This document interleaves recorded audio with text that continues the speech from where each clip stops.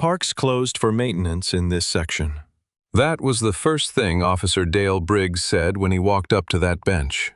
Not "good afternoon," not "can I help you," not even a question. Just a statement delivered like a court order, like something carved into stone somewhere, like it was already decided before he ever opened his mouth. He said it the way men say things when they have never once been asked to explain themselves, loud enough for anyone nearby to hear, confident enough that it didn't occur to him he might be wrong. What he did not say, what he could not say because he simply did not know, was that the two men sitting on that bench were not loitering. They were not dealing. They were not casing anyone. They were two of the most decorated agents in the Southeastern Field Office of the Federal Bureau of Investigation, and they were minutes away from completing the most important arrest of their careers. And the only person in that entire park who was about to ruin everything was the man who had just walked up in a badge and told them to leave. He had no idea. That is what makes this story what it is. In less than 30 minutes, Officer Dale Briggs would lose his service weapon, his duty belt, his freedom, his career, his pension, and the last shred of the image he had spent 12 years building. He would be placed in federal handcuffs in broad daylight in a public park, in front of tourists and journalists and an elderly retired school teacher who would never forget what she watched happen that afternoon. And the two men he tried to push off that bench would be the ones doing it. But before any of that, before the federal vehicles tore through the pedestrian walkways, and before the gold badges came out, and before the whole rotten structure underneath Dale Briggs finally gave way, there was just a park bench, two men sitting on it, and a corrupt cop walking toward them like he owned the ground they were sitting on. Before we get into everything that happened next, I want to ask you something. Where are you watching from right now? Drop your city in the comments below because this community stretches across this country, and every single one of you has a reason to care about this story. And if you believe that a badge should be a shield and not a weapon, hit the like button, subscribe to our channel, and share this with someone who needs to hear it. We read every single comment, every one. Now, let's go back to Atlanta. Let's go back to that Tuesday afternoon in August when two men sat down on an iron bench near a fountain, and one very bad cop decided they looked like a problem worth creating. Because what happened next didn't just end one career. It unraveled an entire criminal enterprise, brought down a precinct captain, and answered a question that Sandra Mills, a 61-year-old retired school teacher sitting on a nearby bench, had been asking in one form or another for most of her life. What happens when the wrong man picks the wrong people to push around? This is that story. The heat in Atlanta in the middle of August is not the kind of heat you complain about in polite company. It is the kind of heat that sits on your chest when you walk outside, the kind that rises off the concrete in visible waves, the kind that makes the air smell like warm metal and sun-baked asphalt, and the particular heavy sweetness of flowering trees that have no business blooming in that temperature. It was 1:47 in the afternoon on a Tuesday, and Centennial Olympic Park was doing what it always did in that kind of heat, which was existing at about half capacity, populated mostly by tourists who had underestimated Atlanta's August, and business people crossing through quickly with their iced drinks, trying to get from one air-conditioned building to another without losing dignity. Near the Fountain of Rings, on a weathered green iron bench that had been there since the park's renovation 3 years earlier, sat two men who looked to everyone who passed them like they had nowhere particular to be. The first man was Darius Cole. He was 44 years old, built like someone who had never stopped the physical discipline he picked up at Quantico 16 years earlier, though you wouldn't know that from looking at him right now. He was wearing a faded gray hoodie over a plain white t-shirt, relaxed jeans that had a slight scuff on the left knee, and worn running shoes that had put in actual miles. The hoodie was a deliberate choice.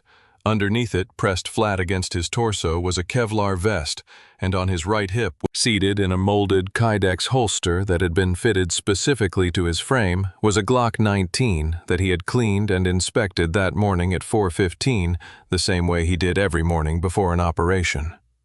Deep in his right ear, invisible unless you knew exactly where to look, was a flesh-colored communications piece connected to a secure, encrypted frequency.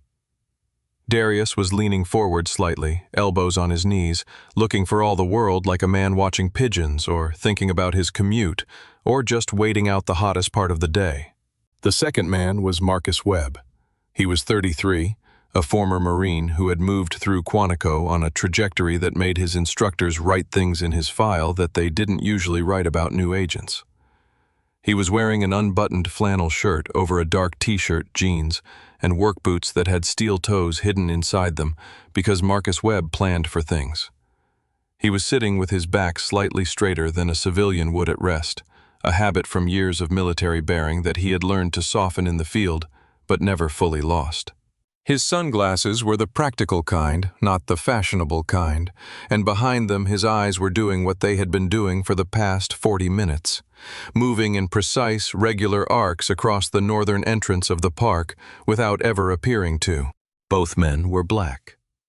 Both men looked to anyone who saw them like two working-class guys taking a long lunch break. They were the operational core of something called Operation Ironclad, a 2.5-year RICO investigation run jointly by the FBI's Organized Crime Task Force and the Drug Enforcement Administration, targeting a narcotics and money laundering network called the Varela Syndicate. The syndicate operated through the Southeast Corridor, moving fentanyl from the Gulf through Georgia and up through the Carolinas, and laundering the proceeds through a web of shell companies, used car dealerships, and restaurant franchises that would have looked completely unremarkable to anyone who didn't know what they were looking at. Darius and Marcus knew exactly what they were looking at. The man they were waiting for was Victor Reyes, known in the syndicate's internal communications as El Reloj, the watchmaker. A name he'd earned not for any interest in timepieces, but for the precision with which he moved money. He was a mid-level but irreplaceable component of the Varela financial infrastructure, and today he was scheduled to hand off a physical ledger and a digital hard wallet containing access to over $3 million in laundered cartel funds to a syndicate distributor at a cafe table 40 yards from where Darius and Marcus were sitting. If they intercepted that exchange, they would have the physical evidence needed to support federal indictments for 19 high-ranking syndicate members, including 2 people who were currently employed by legitimate financial institutions in Atlanta, and 1 person who held elected office in a county 40 miles north of the city. 4 blocks away, in the back of a white delivery van that had been parked on Andrew Young International Boulevard since 7 that morning, Supervisory Special Agent Raymond Holt was watching the park through a bank of monitors fed by traffic cameras, a drone at low altitude 2 blocks east, and the body cameras embedded in the clothing of Darius and Marcus that were so small they required a magnifying glass to locate. Holt was 55, gray at the temples, with the particular stillness of a man who had run enough operations to know that the moment before everything goes right is identical to the moment before everything goes wrong. He had 17 agents in coordinated positions within a 4-block radius. He had federal arrest warrants ready to execute. He had spent 2.5 years of his life in service of the next 6 minutes. Victor Reyes had just been confirmed by satellite phone tracking as 3 blocks north and walking south. Everything was in place. Officer Dale Briggs had been with the Atlanta Police Department for 12 years, and in that time he had accumulated a personnel file that his union representative had described privately on more than one occasion as a liability. That was the polite way to put it. The less polite way was that Briggs had 11 documented excessive force complaints, 4 racial profiling accusations that had survived internal review long enough to reach a supervisory panel, and 2 full internal affairs investigations that had each ended in findings that were categorized as inconclusive, which, in the particular language of those processes, meant that the investigators found enough to be uncomfortable and not quite enough to justify termination, especially with a union representative named Frank Doyle, who was extremely good at his specific job. Briggs had not been fired. He had been quietly reassigned. 18 months ago, after the second IA investigation, the department had moved him to daytime patrol in the Park District, which was the departmental equivalent of being told to sit in the corner and think about what you've done. Briggs did not think of it that way. Briggs thought of it as a humiliation that he had not earned, handed to him by people who did not appreciate the difficulty of the work he did, and he carried that interpretation with him every day like a weight he chose not to put down. He was 48 years old, white-built, wide through the shoulders from a gym habit that was more about aggression management than fitness, and he sat in his patrol car the way certain men sit in spaces they consider beneath them, which is to say with a quality of contained resentment that communicated itself without words. His aviator sunglasses were pushed up on his forehead. The air conditioning in the cruiser was set to 68.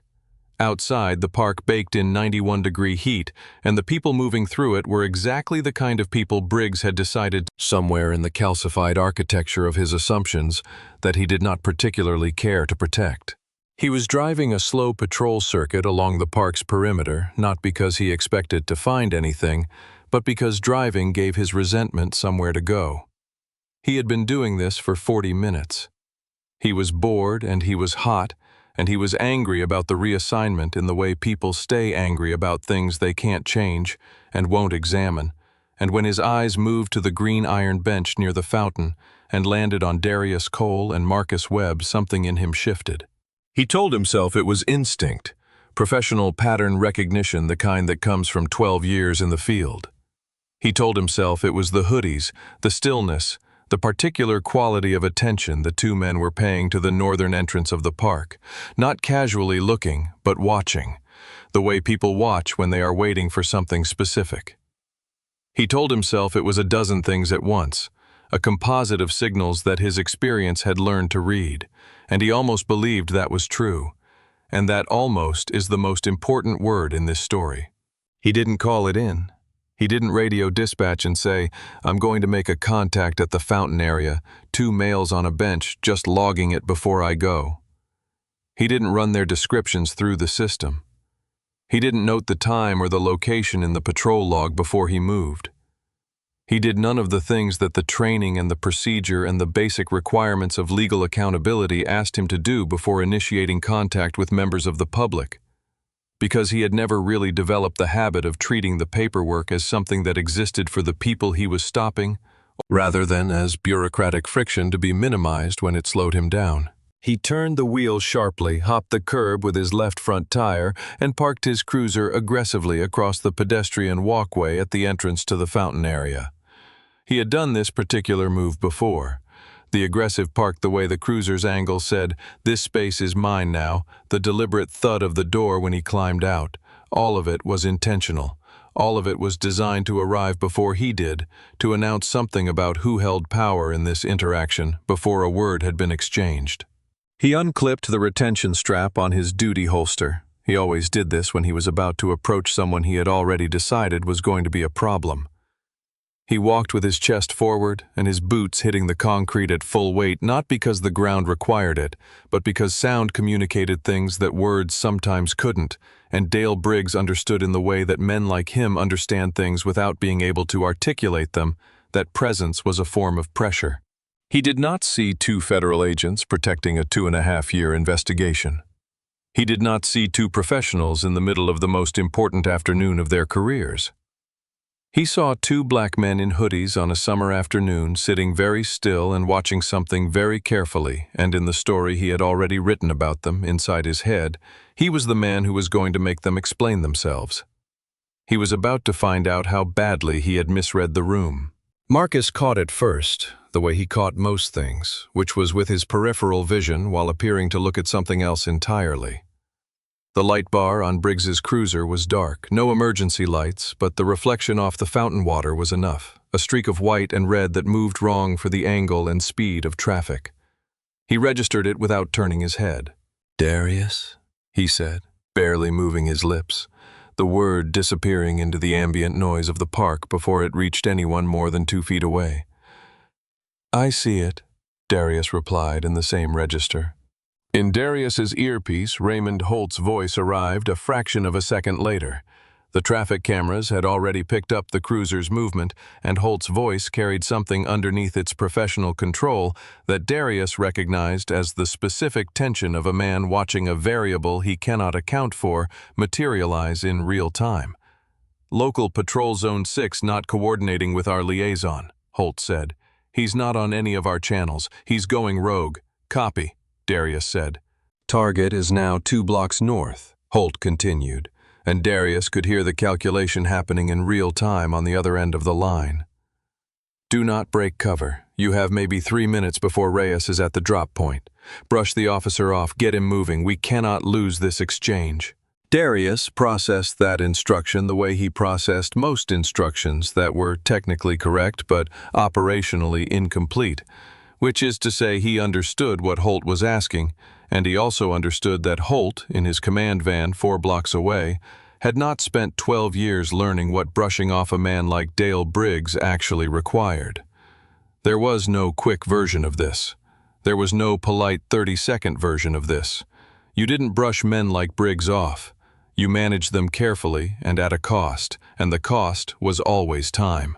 Behind the cruiser's slammed door, Briggs was walking toward them now, his boots loud on the concrete, his chest projected forward, his hand resting on his belt in the particular way of someone who wanted you to know the hand could move to something else if it needed to. He stopped about 10 feet from the bench, planted his boots wide, adjusted his sunglasses onto his face from where they'd been resting on his forehead, and looked down at both of them with the expression of a man who has already made his decision and is now simply executing it. 30 yards to the north, at the edge of Darius's operational vision, the northern entrance to the park showed the first movement he'd been waiting for all afternoon. A tall man in a pale gray suit, carrying a brushed steel briefcase, moving with the measured, unhurried pace of someone who did not want to attract attention and had learned that the best way to not attract attention was to never look like you were trying not to attract attention. Victor Reyes had arrived, and Dale Briggs had no idea what he had just walked into. Parks closed for maintenance in this section. That was how it started. Said loudly, said with authority, said as though it was simply true, the way you'd say the sky is blue or the building is on fire, as though the words carried their own self-evident weight, and the only logical response was compliance. There was a family 4 times removed from where they were standing, a father and a mother and 2 children, who were tossing pieces of a hot dog bun to a congregation of pigeons, and there was a woman in running clothes who had just passed the bench at a slow jog, earbuds in, unbothered.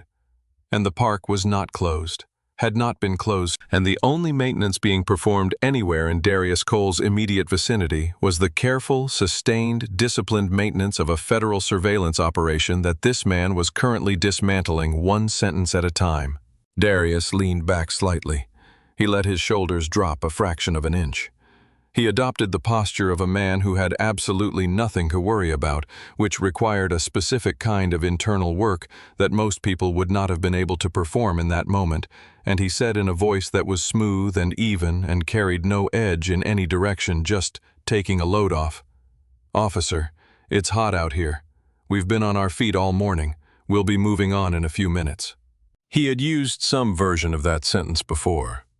Not in this park, not in this city, but in other contexts, in other years, before he had a federal badge and a Kevlar vest and a supervisory agent in his ear, back when the only thing he'd had to manage an interaction like this was the careful, practiced neutrality of a young black man who had learned very early that his survival in certain moments depended on how small he could make his presence feel to the person who was looking at him. In his earpiece, Raymond Holt's voice arrived tight and urgent. "Target is entering the cafe area. He's selecting a table. Contact is approaching from the west. Darius, you have 90 seconds before the handoff initiates." Marcus had gone completely still beside him. Behind the lenses of his sunglasses, his eyes were tracking Victor Reyes, who had moved to a small outdoor cafe table near the fountain's far edge and set the brushed steel briefcase down with the particular care of a man who did not want the thing to make noise. Reyes was ordering something. He was performing casual, in the practiced way of people who had spent years learning how to look like they weren't doing exactly what they were doing. Briggs stepped closer. The cheap cologne reached them before the words did. He had not liked Darius's response. Not the content, but the register the way it had been delivered, without the particular quality of deference he was accustomed to receiving. "What are you 2 doing out here anyway?" he said, looking them over slowly from shoes to face, dressed like it's January in the middle of August. "You looking to score? You casing somebody? What's the story here?" "No, sir." Marcus said, turning his head just enough to acknowledge the cop without losing his angle on the cafe table, just waiting for a friend. Like my buddy said, we'll be out of your hair in just a few. Briggs put a foot on the bench beside them, leaning his weight forward onto his knee, invading the geography of the interaction in the way people do when they want to communicate that they are not subject to the normal conventions of personal space. "Stand up," he said. In the earpiece, the contact is sitting down, Holt said, his voice strained with contained alarm. "The envelope is on the table, Darius. This is happening right now." Darius kept his hands visible, kept his face neutral, and spoke in a register that dropped by precisely one level, not aggressive, not deferential, something in between that carried the particular weight of a man who has decided to stop performing and simply state a fact. "Officer," he said, "we are not doing anything wrong. We are sitting on a public bench in a public park, and I would strongly suggest that you return to your patrol because we are busy." He knew as the words left his mouth that "strongly suggest" was the wrong phrase for a man like Briggs. He knew it the way you know that certain sounds startle certain animals not maliciously but reflexively, and that the reflex once triggered would be difficult to interrupt. He said it anyway because he was running out of time, and the gentle version had already failed. Briggs's face flushed beneath the sunglasses. The phrase had hit something in him, something that lived in the part of his identity that was constructed entirely around not being told what to do by people he had decided did not have the standing to tell him anything. His hand moved from his belt to his radio with the speed of someone acting on an emotion rather than a decision. "Dispatch, this is Unit 34, he said into the radio, his voice carrying the tight, slightly elevated pitch of a man who is constructing a narrative as he speaks. "I need a secondary unit at the Olympic Park fountain area. Got 2 non-compliant suspects on a bench refusing to vacate. Possible narcotics activity. Requesting backup. Unit 34, copy?"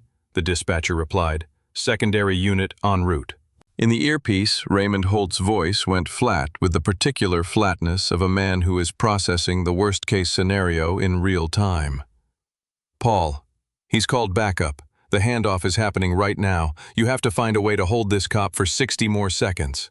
At the cafe table, Reyes had set his briefcase beside his feet. The contact, a heavy-set man in a light blue polo shirt, who had arrived from the west approach and was now seated across from Reyes with a cup of coffee he was not drinking, slid a manila envelope across the table's surface with the practiced ease of someone who had done this kind of thing many times and had learned that the secret to doing it without drawing attention was to do it slowly and without looking at the thing being slid. 60 seconds, maybe less.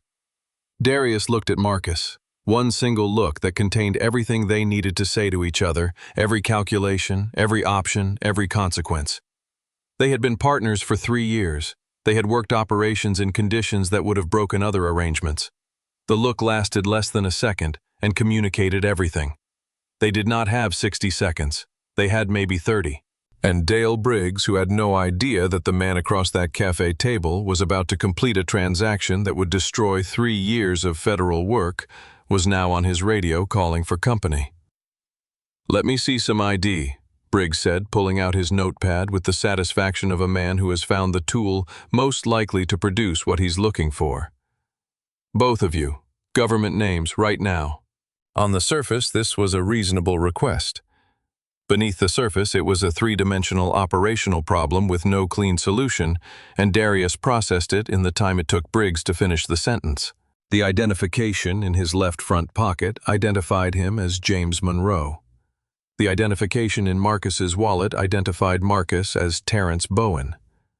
The IDs were high-quality alias documents produced by the FBI's Technical Operations Division, and they would survive casual scrutiny without difficulty, which was not the problem.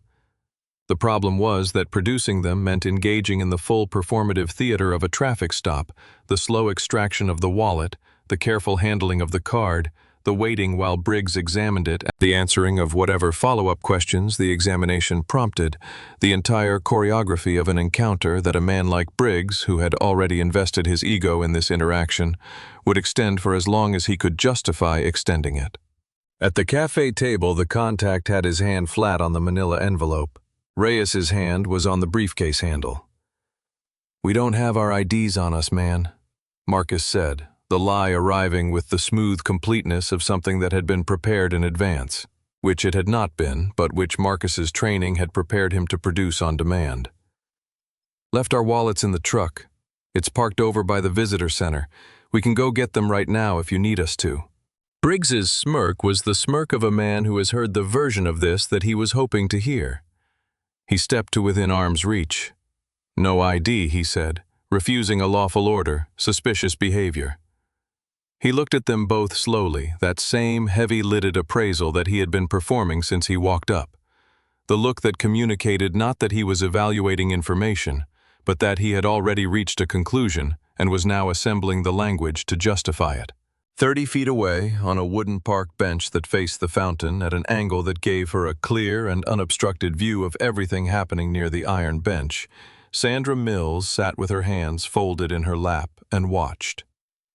She was 61 years old, retired from 34 years of teaching 7th grade English at a public school in southwest Atlanta, and she had come to the park today for the same reason she came 3 times a week in the summer, which was that her doctor had told her she needed to walk, and the park was where the walking felt least like medicine. She had been sitting down for 5 minutes when the patrol cruiser hopped the curb and parked at its aggressive angle, and she had gone very still and very quiet, in the way that people go still and quiet when they recognize a pattern they have seen many times before and have learned produces better outcomes in the observer than in the observed. She did not look away. 20 feet to her left, Noah Garrett sat on the grass with his backpack against his knee and his phone in his hand. He was 29, a travel journalist who wrote long-form pieces about American cities for a magazine with a circulation that was better than it had any right to be in the current publishing environment. He had come to the park to take some notes and some photographs for a piece he was doing about Atlanta's public spaces, and he had put his phone up almost without thinking about it, the reflex of a journalist whose hands move toward documentation the way other people's hands move toward their phones when they're bored. He was filming. He didn't say anything, he just filmed. Inside the earpiece, Holt had gone to a controlled quiet that was worse than alarm.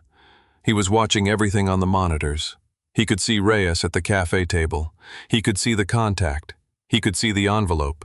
He could see Darius and Marcus on the bench with Briggs standing over them, and he understood with the complete clarity of someone who has run enough operations to recognize the shape of failure when it's approaching, that he was watching one of the worst possible variables produce itself in real time.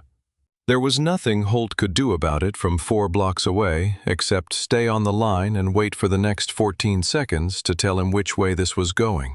Briggs said something then. Not the words themselves, but the specific quality of them, the particular layering of contempt and assumption in the way he delivered the phrase. People try this all the time, dressed like that, thinking a story's enough, which is a very specific kind of thing to say. The kind that tells you it is not the first time the person saying it has said something like it, that it comes from a place so settled in them it doesn't even feel like an opinion anymore. It feels like knowledge.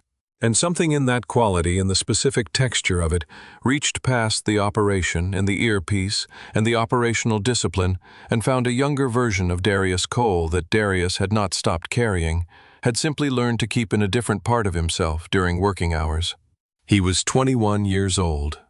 It was a Tuesday in late May, and he was driving home from his cousin Deshaun's graduation party in a 1999 Honda Civic that ran fine, but did not look like it ran fine, which was a distinction that mattered more in some contexts than others. He was on the way back to his apartment. He was not speeding, he was not running a light. The tail light the officer cited when he pulled him over was in fact working correctly, a fact that Darius confirmed by walking to the back of the car while the officer watched and the officer agreed it appeared to be functioning and explained this by saying that it must have been flickering before. He stood on the sidewalk for 52 minutes, he counted. He had nothing else to do but count. The officer ran his plates 4 times a number Darius knew because he could hear the radio exchanges from where he was standing. A second car arrived after 20 minutes, and the 2 officers spoke to each other near the hood of the first car, and at one point they laughed at something, and the laugh was not directed at Darius, but it was performed in front of him, which was its own kind of statement. Nobody spoke to Darius for the middle 30 minutes of the stop. He simply existed there on that sidewalk, which was the point, not any particular discovery or any particular danger, but simply the enforcement of a kind of understanding about who had to stand still when authority decided to make a point. When they finally released him, the first officer said, "You're free to go," and the words were flat and final and contained nothing. No acknowledgement that 52 minutes had just been taken from a person's evening. No recognition that anything at all had happened. Just, "You're free to go," which meant you are free to continue existing in the way you were already existing, and isn't that generous? Darius sat in the Civic for a long time before he could drive. He did not cry. He sat very still and felt, with great clarity, two things simultaneously. The first was something hot and enormous that he recognized but did not trust in that moment. The second was something cold and very precise. A kind of decision that arrived not as a thought but as a direction, the way a compass settles when you stop moving it. He was going to become the correction. Not the complaint, not the story, not the example, the correction. He was going to put himself inside the system in a position where the things he had just experienced could be addressed by someone with the tools to address them, and he was going to be that person. He applied to the FBI the following February. He finished top of his Quantico class.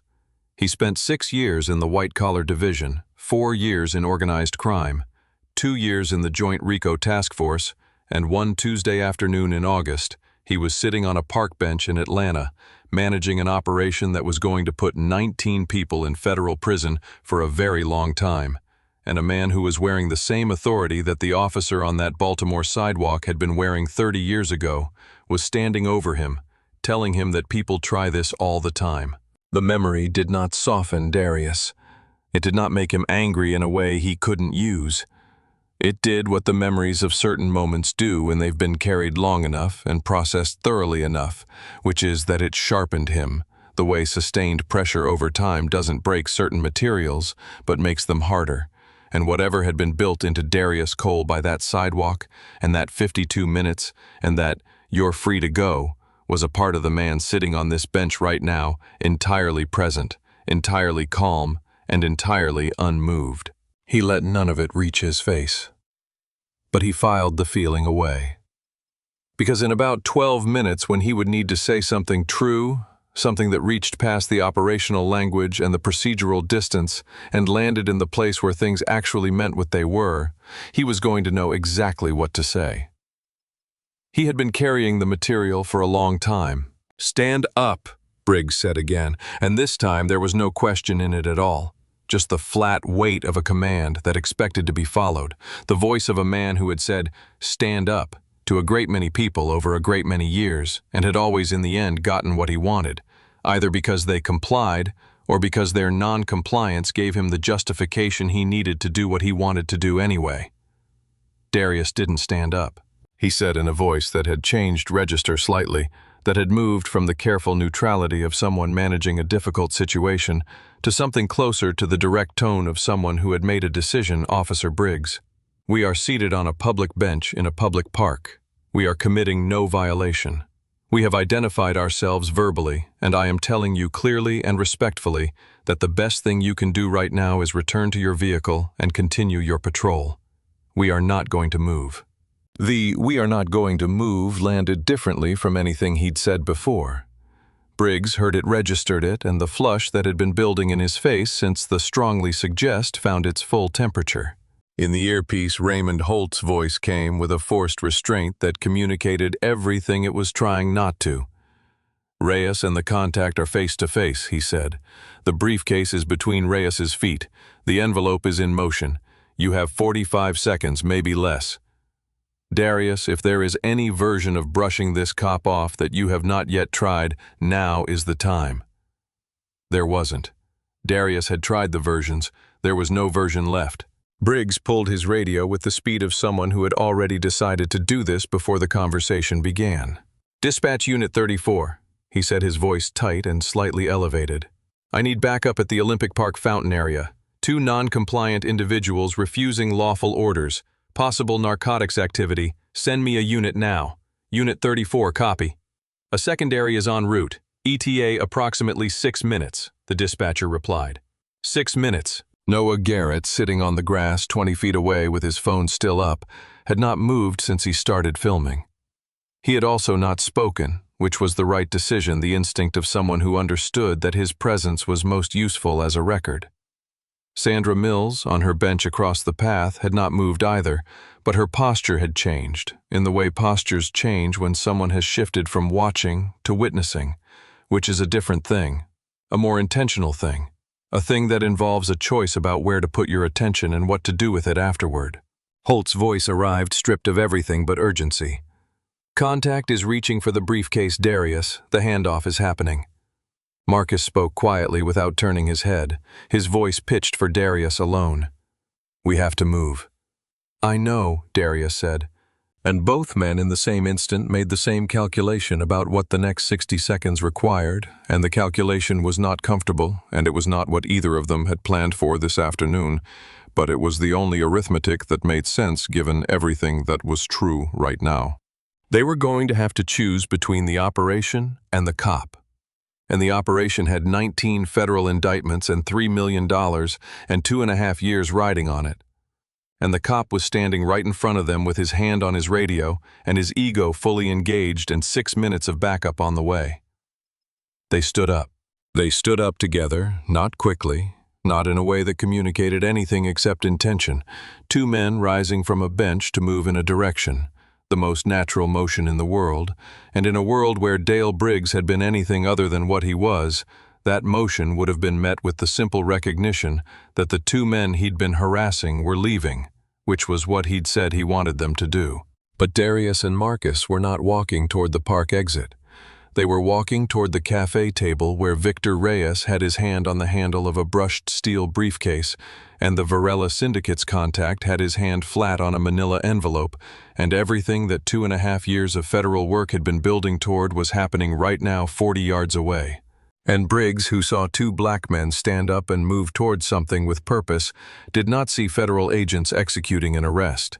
He saw through the architecture of every assumption he had spent 12 years building and reinforcing two people who were not complying, who had been told to stop and had decided to keep moving, and in the framework that Briggs carried in the operational grammar of how he understood his own authority, that was not allowed. He moved fast for a big man. He crossed the distance between them in 3 steps, and his hand found the back of Darius's hoodie with the grip of someone who had performed this motion before, and he yanked. Darius stumbled. The iron armrest of the bench caught him across the hip with a force that would leave a bruise that lasted 11 days, and he went down to one knee before he got his balance back, and in the time it took him to find his footing, Marcus had turned hands raised in the placating gesture that federal training and 3 decades of American experience had between them made almost involuntary, and Marcus said in the clearest voice he had used since Briggs walked up to them, "You are making a mistake, sir. You need to stop right now." Briggs pulled his taser. He jammed it against Marcus's chest and said in the voice of a man who has stopped thinking and started performing, "Get on the ground right now or I will put you down." And his hand was shaking, not with fear, but with the particular adrenaline of someone who has convinced himself that what he's doing is justified, which is sometimes the most dangerous state a person with authority can be in. At the cafe table, the exchange happened. Not the way it was supposed to happen, not the clean intercept that would have produced 19 federal indictments and put the Varela Syndicate's financial infrastructure in a courtroom, but it happened. Reyes looked up at the sound of shouting.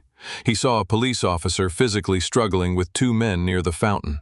He performed in approximately 1.5 seconds the threat assessment that men in his position practice until it becomes reflex, and the result of that assessment was that the park was hot. Someone had been watching, and the smart thing to do was to not be in the park anymore. He picked up the briefcase. He stood up. He did not run because running drew attention, but he moved with the purposeful, unhurried speed of someone who has already decided where they're going and has no particular interest in being noticed getting there. The contact swept the manila envelope off the table and walked in the opposite direction. Holt's voice in the earpiece was the sound of 2.5 years arriving at the wrong conclusion. Target is moving north exit, gray suit moving fast now. Units are too far out. Darius, he's gone. He's getting into a vehicle. We've lost the exchange, Cole. We have lost the exchange. Darius heard it the way you hear something you already know. The cold knowledge of it had arrived approximately 3 seconds before Holt said the words in the moment Briggs's hand hit the back of his hoodie, and he had spent those 3 seconds holding it in a place where it couldn't make him do anything he would regret. 2.5 years. 19 indictments. Gone. Because Dale Briggs could not leave 2 men on a park bench alone for 45 seconds. Marcus allowed himself to be pushed face first against the back of the iron bench with the controlled compliance of a man who has made a clear-eyed decision that resisting a uniformed officer in a public park is not a tactical option, regardless of what that officer is doing, regardless of what that officer represents, regardless of the fact that what that officer is doing is wrong in approximately 7 different legal categories simultaneously. The decision was not weakness, it was the specific costly discipline of someone who has learned that certain situations require you to absorb the immediate injustice in order to address the larger one, and that the way you absorb it matters for what comes after. He pressed his cheek against the hot iron of the bench. He focused on his breathing. Briggs ratcheted the handcuffs onto Marcus's wrists with the enthusiasm of someone who has been looking for a reason to do exactly this since the moment he hopped the curb, and he ratcheted them far tighter than procedure allowed, far tighter than the training manual specified, far tighter than the mark that separates restraint from punishment. Marcus felt the metal bite in and said nothing. He filed the sensation away. Noah Garrett had moved. Not dramatically, not in a way that attracted attention to himself, but he had moved to a position on the grass that gave him a direct, clear, unobstructed angle on the bench, and on Briggs, and on Marcus's face, and on the handcuffs, and on the particular quality of Briggs's expression as he straightened up and turned to Darius, which was the expression of someone who is enjoying himself. The phone was steady. Noah was breathing through his nose. The caption was forming somewhere in the back of his mind with the automatic function of a journalist who is watching something happen that the public deserves to know about. Sandra Mills had stood up from her bench. She had not crossed the path. She was not approaching. She was standing at her full height, which was 5 feet 4, and she was watching Dale Briggs with the particular quality of attention of someone who is not going to look away, who has decided that being a witness to this moment is the most important thing she can do with the next several minutes of her life, and she was memorizing it, every detail with the same methodical precision that 34 years of teaching 7th graders had built into her. Darius stood with his hands raised. He had not moved since Briggs grabbed him, not in any direction that could be characterized as resistance. He was holding himself with a stillness that communicated something different from the stillness he had been performing on the bench for the past 40 minutes. That stillness had been professional, tactical, designed to blend. This stillness was something else. It was the stillness of a man who has made a decision and is now simply waiting for the right moment to act on it. "Your turn," Briggs said, moving toward Darius with his cuffs already in his hand. Darius looked at him, not at his face exactly, but at the name tag on his chest. He read it with the careful attention of someone who was filing something away for later. D. Briggs, Zone 6, badge number 1147. And then he turned around and put his hands behind his back, and the moment the cuffs clicked onto his wrists, several things happened. In his earpiece, Raymond Holt said in the voice of a man watching a disaster that has already occurred and is in the process of deciding what to do about it, "I'm bringing in the tactical units. Hold on. I'm coming. Hold on." In the park, a tourist stopped walking and stood still watching. A couple who had been moving toward the fountain changed direction without discussing it. The family with the pigeons had gone quiet. The park, which had been doing what parks do on summer afternoons, going about its ordinary business, had recognized that something was happening near that iron bench that was not ordinary business, and it had responded the way public spaces respond to these things by slowing down and turning toward it. And Darius Cole, sitting in federal handcuffs on a park bench in the August heat, 2.5 years of work dissolved in the air around him, said quietly into the earpiece Holt, "Get here." What would you have done in that moment, sitting where Darius was sitting, knowing what he knew and feeling what he had to be feeling? Drop your answer in the comments below. Because what happened in the next 5 minutes is something that very few people ever get to see, and it is going to stay with you. Briggs began the pat-down with the practiced efficiency of someone who had done this a great many times and had a specific expectation of what he was going to find, and what he expected was something that would justify everything he had just done. Something that would make the aggression and the false radio report and the overly tight handcuffs retrospectively correct. Something tangible that he could hold up and point to and say, "See, this is why, this is what I knew." His hands moved across Darius's back and encountered something that was not what he expected. He paused. He pressed his palms flat against the fabric of the hoodie and felt the rigid, contoured resistance of body armor beneath it. And for a moment, he simply stood there with his hands flat on a federal agent's back, and his brain, which had been operating on a single narrative track since the moment he drove up on the curb, tried to integrate this new information. Body armor was unusual, but not impossible. People wore it. Drug dealers wore it. Gang members wore it. People who expected to be shot wore it, and in the story Dale Briggs had been telling himself about the two men on this bench, people who expected to be shot was a category that fit without difficulty. He kept going. His hand moved to the right side of the body below the arm and found the holster. He stopped again. The holster was not the kind of holster you find on someone who obtained a weapon informally. It was molded Kydex, precisely fitted the kind that required the specific dimensions of a specific firearm to function correctly, the kind that was maintained and adjusted, and that represented a deliberate professional investment in the correct retention of a defensive weapon. Briggs pulled the Glock 19 from the holster and held it in front of him, and the Glock 19 was immaculate. Not recently cleaned the way someone cleans a weapon for show, but maintained comprehensively and regularly, the way professionals maintain the tools of their profession. He turned it over in his hands. He checked the chamber. He looked at the finish on the slide. Something in the back of Dale Briggs's mind said something. He was not prepared to listen to it yet. His other hand, moving automatically while his brain processed the weapon, found the tactical belt and followed it to the credential case clipped at the center. He pulled it free. It was leather, worn at the edges, substantial in the hand, the kind of thing that had been used regularly for years. He looked at it for a moment without opening it, the way you look at something when you already suspect that it contains information you are not ready to receive. He flipped it open. The federal shield caught the August sun and threw it back at him sharp and unambiguous. Gold, the seal of the Department of Justice, in blue enamel the eagle and the scales the words Federal Bureau of Investigation, in raised letters that had been polished so many times they had the soft, worn brightness of something that was used constantly and cared for consistently. Next to it, a laminated ID card with a photograph that matched the face of the man whose wrists were currently in his handcuffs, and above the photograph, the words that were currently in the process of reorganizing Dale Briggs's entire understanding of the last 20 minutes. Special Agent, Federal Bureau of Investigation. The park seemed to perform a kind of silence. The fountain was still splashing. A bird somewhere was doing what birds do. Somewhere behind him, the tourist who had stopped was still stopped.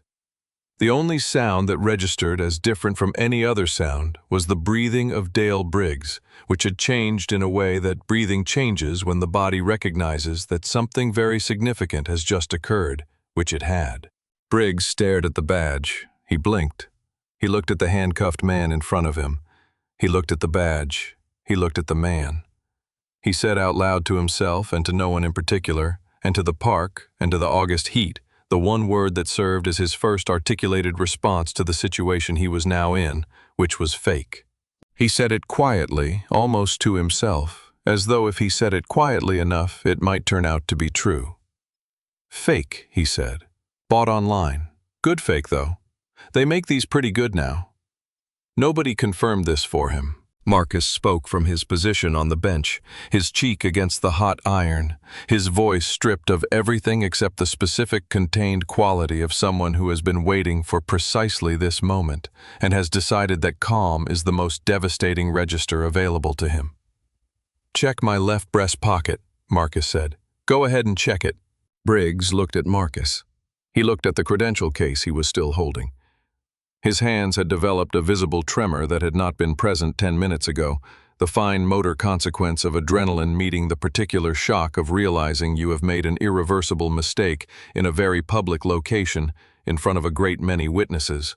He reached into Marcus's left breast pocket with hands that were not entirely under his control and pulled out a second leather credential case, identical in construction to the first, worn at the edges in the same way. He opened it.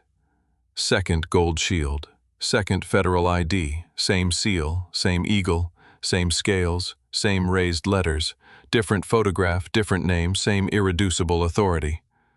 The world did not give Briggs a graceful way to respond to this. Noah Garrett had moved 3 steps closer. He had not said anything. He was not narrating or editorializing or performing for the camera. He was doing the work of documentation with the clear-eyed professionalism of someone who understood that the footage was the point, that everything else he might do in this moment was supplementary to the footage, and that the footage was doing everything it needed to do. Sandra Mills had taken 2 steps forward from her position on the bench across the path. She had stopped there. She was standing at her full height, with her hands folded in front of her, watching Briggs's face. She was watching the specific thing that Briggs's face was doing, which was the thing a face does when the narrative it has been operating inside of collapses, when the story doesn't hold anymore, when the ground you thought was solid turns out to be something else entirely. She had seen that face before. Not in this context, not in this setting, but she had seen the specific look of a person confronting a reality they had refused to consider, and she watched it with the patient, comprehensive attention of someone who wanted to be able to describe it accurately later. Somewhere nearby, a tourist said to her companion, "Are those real badges?" And her companion said, "I don't know." And the 2 of them stood there watching along with everyone else who had found themselves in this section of the park at 2:03 in the afternoon on a Tuesday in August. Dale Briggs was holding 2 federal FBI credentials in his shaking hands, and his mouth was slightly open, and the sweat coming down his forehead was no longer just the August heat. The first sound to breach the held quality of that moment was not a voice from the park. It was a sound from the street. A frequency that was different from the standard 2-tone of an Atlanta PD cruiser. Lower, more mechanical, the specific register of large vehicles moving at speed without the ordinary restraint of civilian traffic. 3 sounds in rapid succession: tires, turf, brakes. They came through the pedestrian walkways rather than the street, and the grass tore in long dark lines behind them as the tires found the ground, and the way they moved, the precision of the spacing between the 3 vehicles, the synchronized way the doors opened, the immediate coordinated posture of the people who emerged communicated something that was distinct from the ordinary appearance of law enforcement in a way that registered in the bodies of the people watching before their minds had finished processing what they were seeing. 12 agents. Olive drab tactical vests with yellow letters across the chest and back. Weapons that were in hand but not raised, which was a specific choice that communicated control rather than reaction. They moved to positions that surrounded the area around the bench without rushing, which is a thing that is harder to do than it sounds, and which, when done correctly, communicates a level of preparation and authority that rushing never can. The door of the lead vehicle opened last. Raymond Holt was a large man, broad through the shoulders, with gray at his temples that had been coming in since his early 40s, and which he had never done anything about because it was not something he thought about. He was wearing a dark suit that was unremarkable in every way except that it fit correctly, which in the context of the tactical vests and the weapons and the afternoon heat made him look like the person in charge in the way that the people who are actually in charge often look, which is simply like someone who knows what they are doing and has no need to perform it. His federal shield was clipped to his belt. His hands were at his sides. His expression was the expression of a man who has decided what he is going to do and is in the process of doing it. He walked directly to the bench. He did not look at Briggs on the way.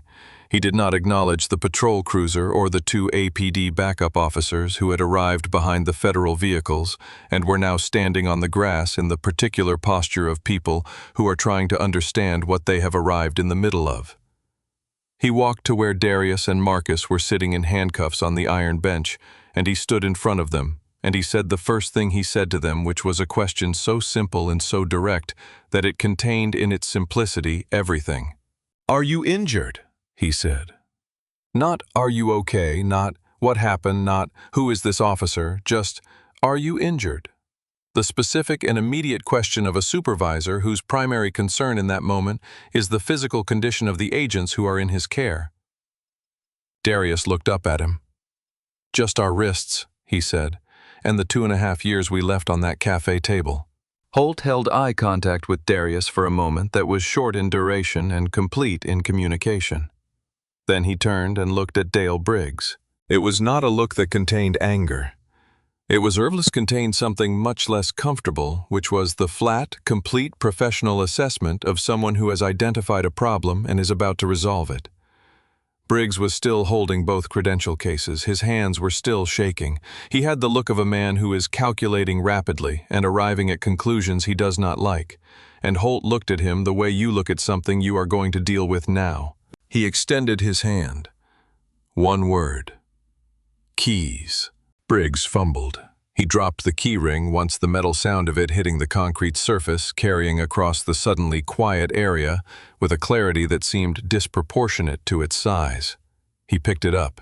He put it in Holt's extended hand without making eye contact, the gesture of someone who has recognized, on some level below the level where his ego was still attempting to mount arguments, that the transfer of those keys meant the transfer of something considerably larger.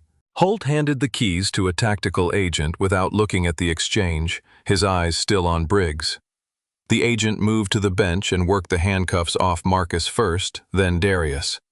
The marks on their wrists were deep red indentations pressed into the skin, the specific marking of cuffs applied with intent rather than procedure. Darius stood. He reached down and picked up his credential case from where it had fallen to the concrete when Briggs pulled it. He dusted off the badge with his thumb. He clipped it to his belt. The motion was precise and deliberate and final in the way that the correct end of something is always final. Marcus did the same. His jaw was set. The muscles along the side of his face were working. Holt did not yell. He had not raised his voice in the field in 11 years, which was not because he lacked the capacity for it, but because he had learned over 11 years that the situations in which yelling improved the outcome were vanishingly rare, and that the situations in which a very quiet voice with a very specific quality of authority in it produced better results were nearly universal. He spoke in the voice, the one that had a particular quality of compression in it, like something that had been reduced from a larger thing to its most essential form, and what came out was all consequence and no decoration. "You ended a 2.5-year federal investigation," he said to Briggs. "You physically assaulted 2 on-duty federal officers. You are standing in a public park holding their credentials, which you removed during an unlawful detainment, and you are going to stand exactly where you are and not say a single word until I tell you that you may." Briggs tried anyway. He said they weren't wearing any identification. They looked like they were. I was running a standard contact based on observed behavior. I didn't know. "You had available tools," Darius said, stepping forward. His voice had changed completely from the voice he had been using on the bench for the past 20 minutes. The careful civilian neutrality he'd been performing was entirely gone, and what was there instead was the voice of a federal agent who has something very specific to say, and the authority and the evidence to say it. "You didn't run our descriptions. You didn't log the contact before you made it. You sent a backup request that misrepresented the situation to dispatch. You bypassed multiple other groups in the park before you approached us, and when I told you to stand down, you grabbed me." He let that sit for a moment before he continued, because some statements need a moment of silence after them to do their full work. "You didn't have probable cause," Darius said. "You had prejudice, and because of it, a primary target in a multi-agency RICO investigation walked out of this park with $3 million and a ledger that would have supported 19 federal indictments. The 12 tactical agents standing in their positions around the area were watching Briggs with the collective expression of people who are witnessing the exact correct outcome of a situation they have seen many versions of before and rarely see conclude this way. Nobody spoke. Nobody moved unnecessarily. Noah Garrett was still filming. Sandra Mills was still standing. The tourist who had stopped walking 40 meters back was still stopped. Two Atlanta PD cruisers had arrived behind the federal vehicles, and from one of them emerged a gray-haired man who had the look of someone who had seen a great many things in his career and was attempting to determine what category this particular thing fell into before deciding how to respond. Sergeant Rick Tatum, Zone 6, pushing through the small, informal perimeter the tactical agents had established, taking in the scene with the eyes of someone doing rapid assessment, arriving at conclusions he could see he was not going to enjoy. He looked at the federal vests. He looked at the SUVs. He looked at Darius and Marcus with the gold badges now on their belts. He looked at the marks on their wrists. He looked at Briggs. And something in Tatum's face did something that was not quite what he had been planning to do when he arrived here, which was provide the kind of senior officer support that junior officers in difficulty expected from their supervisors. Something shifted, something gave, and whatever was behind it was not entirely comfortable, but it was honest, and Tatum, who had not always been honest in ways that cost him anything, stood still with it for a moment. Sergeant Tatum spoke to Holt. He said in the careful voice of someone who is trying to find the version of this situation that ends with the least institutional damage if one of my officers made an error in judgment during a contact we have internal processes for, that I can have this reviewed through proper channels. Professional courtesy applies here. This doesn't need to become a federal matter. Holt looked at him for a moment without speaking, and then he said in a voice that was not unkind, "This is already a federal matter, Sergeant." Tatum looked at the marks on Darius's wrists. He looked at them for long enough that everyone present understood he was looking at them deliberately, that he was not going to pretend he hadn't seen them. He had worked with Dale Briggs for 3 years. He had signed off on write-ups that he knew were inadequate. He had received complaints from people in the neighborhood, 3 specific complaints in the last 14 months that he could remember without effort. Complaints from people who said that an officer in a patrol car had stopped them without cause and had been aggressive and had not given his name or his badge number when asked for it. And Tatum had processed those complaints and had done what the system made it easy to do and what his own discomfort with conflict made easier to, which was to minimize them. To categorize them in the way that minimized their consequence. To tell himself that the pattern he was seeing was not a pattern, or that it was, but that the responsibility for addressing it belonged to someone else, someone higher, someone with more authority over the situation than a shift sergeant. He had looked away. He had done it carefully and with the specific technique of a person who has practiced looking away from things, which is to simply keep moving and not stop long enough for the thing you're not looking at to fully arrive in your field of vision. He was not moving now. "Dale," he said. Not Officer Briggs, not Briggs, Dale. The first name, which is what you use when you are not speaking to someone in their professional capacity anymore, but to the specific person in front of you. Briggs looked at him with an expression that contained something Tatum would think about later, something that was an appeal and a demand simultaneously, the expression of someone who expects the institution they serve to close around them the way it always has. "You're on your own," Rick Tatum said. "I'm not going to catch a federal obstruction charge for this." The words cost him something. You could see it cost him something in the set of his face and the way he stayed very still after saying it, as though the stillness was holding something in place. He did not look away from Briggs when he said it.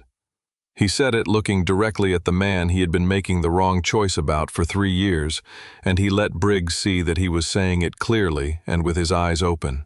Briggs's face did the thing that faces do when the last available support is removed. Tatum turned to Holt. He said, "I'll provide a full voluntary statement about everything I know regarding this officer's conduct and anything I observed or processed during his assignment to Zone 6. I'll come in now if that's what you need." Holt looked at him for a moment. He said, "We'll need that statement today." Tatum nodded. He took a step back. He crossed his arms across his chest, not in defiance, but in the manner of someone who is containing something while they work out how to carry it, and he stood there and watched what happened next with the particular expression of someone who is seeing the consequences of their own choices arrive in someone else's face, which is one of the most difficult things there is to watch. Holt looked at Darius and said, "Do the honors." Darius walked toward Briggs. Briggs flinched. The flinch was involuntary, the body's response to the expectation of a specific kind of contact, and what it communicated about Briggs's expectations in that moment was its own kind of information. What he got instead was not what he expected. Darius reached for the retention strap on Briggs's holster and unsnapped it with a single, precise motion. He drew Briggs's service weapon from the holster and handed it without looking to the tactical agent standing to his left. Briggs did not resist. His hands were at his sides and he stood perfectly still in the way people stand still when they are trying to be smaller than they are. The radio came next. Then the taser. Then the spare magazines in the carriers on the front of the duty belt. Each item removed with the same precise clinical efficiency, each item handed to the agent at Darius's left. Each removal corresponding to some small, visible diminishment in the architecture of Dale Briggs. Darius reached for the buckle of the duty belt. He undid it and held the belt in his hand for a moment before placing it on the bench, and the heavy leather weight of it landed on the iron slats with a sound that was not loud, but that carried in the quiet of the area in the way sounds carry when everything else has gone still. Briggs was standing there in his sweat-soaked uniform with nothing on his belt and nothing in his hands, and 12 federal agents watching him and the man who had strutted across that concrete 40 minutes ago, with his chest projected forward and his hand on his weapon and the assumption of authority so deeply embedded in him that he mistook it for a fact about the world was gone, and what was left was a man who looked his 48 years and then some. "Please," he said. The word was barely audible. "Don't put them on me out here. Don't do it in front of everyone." Darius stopped. He leaned in close enough that the words he said would not reach anyone beyond 2 feet. His voice was very quiet. It carried no anger in it, which made it carry something more complete than anger. He said, "I want you to think about every person you stood over the way you were standing over us. I want you to think about the ones who said please and weren't heard, the kids who said they hadn't done anything and were told to stop talking, the people who stood where we were standing and had nothing in their pockets except their actual belongings, and you went through those belongings anyway, and you looked at them the way you looked at us, and you told yourself it was instinct, and they went home with the marks on their wrists and no one to call about it." He straightened. "You didn't care about their dignity," he said. "And I don't owe you mine." He turned Briggs around. He placed the federal handcuffs on Dale Briggs's wrists and ratcheted them to the correct legal, procedurally specified tension. Not tight enough to injure, tight enough to be unmistakable.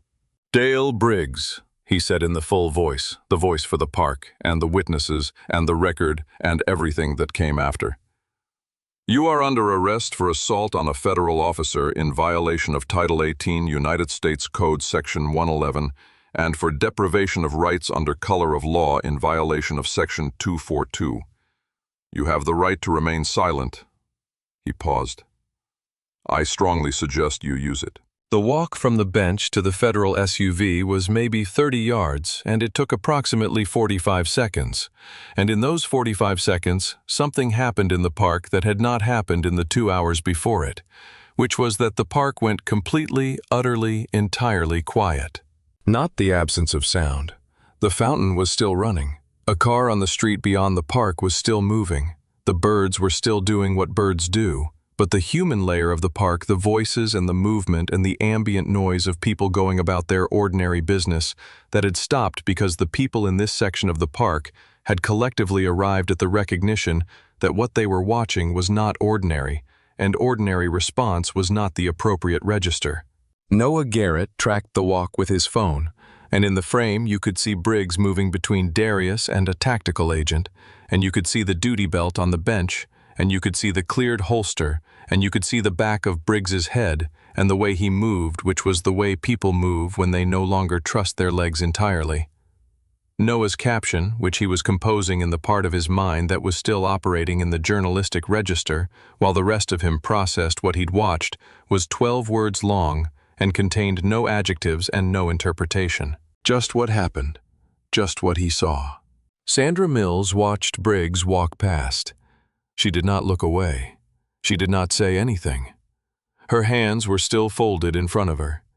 She watched him the way she had watched everything since the moment the patrol cruiser hopped the curb, with the complete, methodical, deliberate attention of someone who has made a choice about what their presence means in this moment.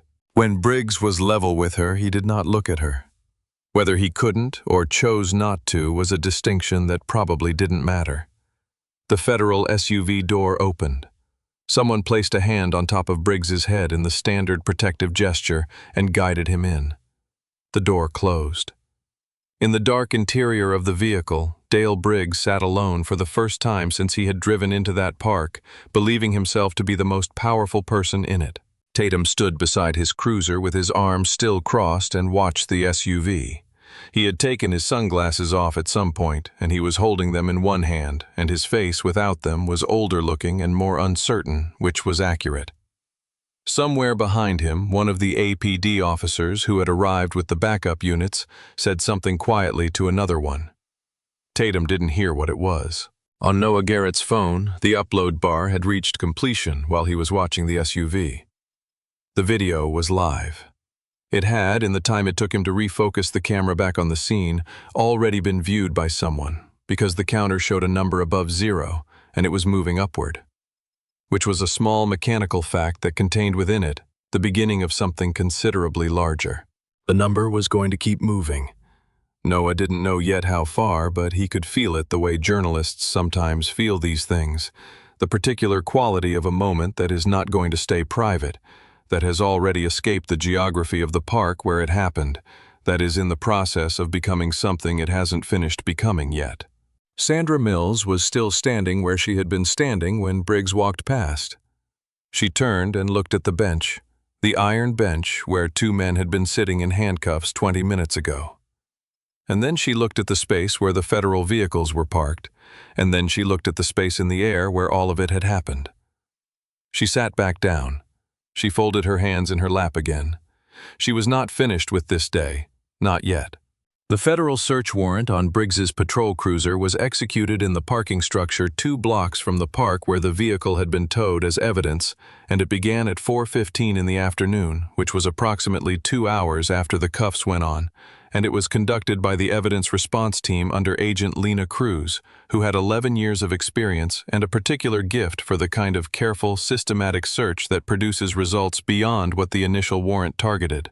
The standard documentation happened first. Dash cam footage pulled, body cam footage pulled, the text message exchanges on both the department radio and Briggs's personal phone, and what the text showed was exactly what Darius had predicted when he'd mentioned them to Holt in the immediate aftermath of the arrest.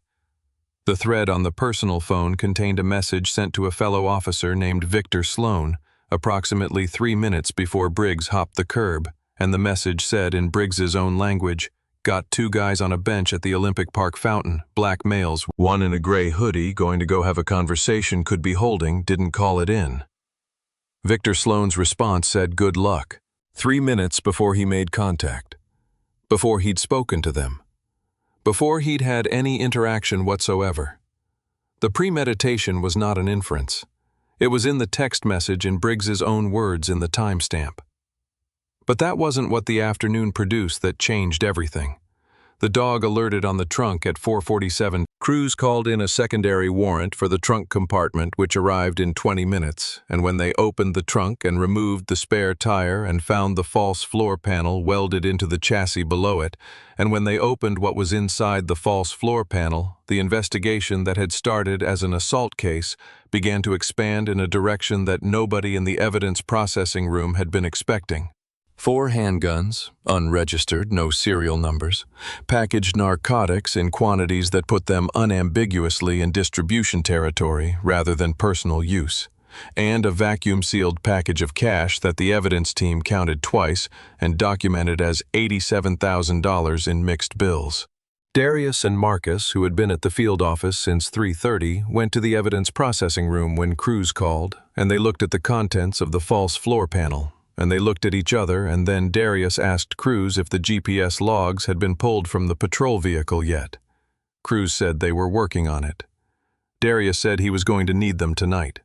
The GPS logs, when Cruz's team had them ready at 6:20, showed 16 months of movement patterns, and Darius started cross-referencing them against the Operation Ironclad database at 6:35, and by 700 he had found the first alignment, and by 7:15 he had found 4 more, and by 7:40 he was sitting very still at the desk with a feeling in his chest that was different from anything he'd felt since the moment Briggs grabbed his hoodie. Briggs's GPS placed him at 14 addresses over the past 16 months that corresponded precisely with known or suspected Varela Syndicate distribution nodes. The timing of the visits corresponded with dates and times in the syndicate's own communication logs, which the FBI had captured during Operation Ironclad, when stash house operators had reported unannounced law enforcement entries that had resulted in losses of cash and product. The cartel had thought they were being raided. They had responded as they always responded to what appeared to be legitimate law enforcement action, which was to take the loss, relocate, and not shoot back. Because you didn't shoot back at what looked like an official APD raid, because the consequences of doing so were of a completely different scale than the consequences of absorbing a loss. Briggs and his crew had been robbing the Varela Syndicate for over a year. They hadn't known it. They had thought they were hitting street-level dealers and independent operators, and the reason the addresses happened to be Varela locations was that the syndicate's distribution network had been quietly expanding through Zone 6 for 18 months, and Briggs's surveillance, if you could call it that, had inadvertently mapped a significant portion of it. Marcus picked up the small black notebook from the evidence tray and opened it to the last page. The last entry was dated the previous day. It contained an address in the industrial district, a warehouse number, a note about foot traffic, and a single line at the bottom that said, "Moving in tomorrow night should be substantial." Darius looked at the address. He opened the Operation Ironclad database on the screen beside him and typed it in. The red pin dropped. He sat there for a moment with the red pin on the screen and the notebook in Marcus's hands, and the full weight of what he was looking at settling into him slowly, the way certain realizations settle not all at once, but in stages, each stage more complete than the last. Dale Briggs, in his 16 months of blind, corrupt, prejudice-driven robbery, had inadvertently handed the FBI a comprehensive map of the Varela Syndicate's Zone 6 distribution infrastructure. And the last address on the map was tonight. Darius called Holt at 7:52 p.m. Holt answered on the first ring, which was not unusual. Holt answered everything on the first ring during active operations, and technically this was still an active operation, even if the specific element of it that had been active this afternoon was now on the wrong side of a permanently closed door. Raymond, Darius said, using the first name, which was a choice that communicated something about the register of this conversation before any content arrived. "I need you to hear something, and I need you to hear it without telling me it's impossible before I've finished saying it." A pause. Holt said, "Go ahead." Darius laid it out. The GPS logs, the 16-month overlay, the 14 addresses, the Varela correspondence, the notebook, the last entry. He spoke in the clear, organized, sequential way of a federal agent, presenting evidence without editorializing, without emphasis beyond what the facts themselves carried, which was considerable. The silence on Holt's end lasted 12 seconds. Darius counted. Holt said, "Say the last address again." Darius said it again. Another pause, shorter. "You know what this means," Holt said. "I know what it could mean," Darius said. "If the warehouse is active tonight, and if Briggs's notes are accurate about the volume, and if we move before whoever is running that location receives any communication about what happened in the park today, then we are not looking at recovering what we lost at the cafe. We are looking at the central distribution node for everything the syndicate has been moving through Zone 6 for the past 18 months. Marcus, sitting across the desk, was watching Darius's face the way he watched things when he was assessing whether the read was correct. Darius's face said it was. "How many agents do you need?" Holt said. Not a question, really. A confirmation that he had heard what Darius was saying and was already moving to the practical question. Darius said, full tactical. 2 helicopters if we can get them, armored vehicles. And we need to move before 9 because if Briggs's crew had any communication about what happened today, Whoever is running that warehouse might hear about it through channels we don't control. I'll have everything ready by 8:30, Holt said. Get your gear. Darius put the phone down. He sat for a moment in the quiet of the evidence processing room with the notebook open on the desk in front of him, the last entry visible in the blue pen handwriting of a corrupt cop who had never intended to help anyone who had spent 16 months making people's lives worse through greed and prejudice and the particular arrogance of someone who thought authority was a license rather than a responsibility, and who had, entirely without meaning to, drawn the FBI a map. Marcus said, "You know how this reads, right?" Darius looked at him. Marcus said he tried to rob us. He thought we had cash because of how we looked. He didn't call dispatch because he needed it to not be on the record, and instead of robbing us, he handed us the Varela Syndicate's warehouse. Darius said, "That's about right."